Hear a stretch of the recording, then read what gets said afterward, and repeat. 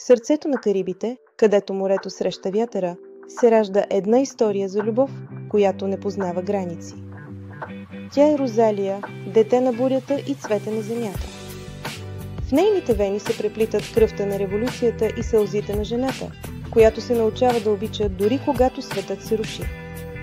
Той идва от далечна България, човек, който носи в себе си планинската тишина и мъдростта на земята.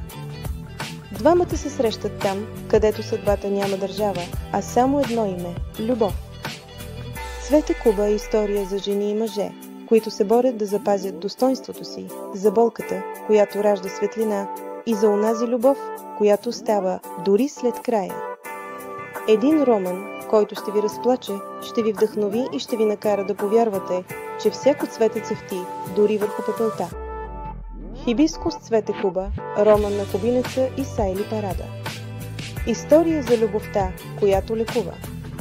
И за жената, която превърна болката си в песен. Цвете Куба, любовта е най-голямото изправяне.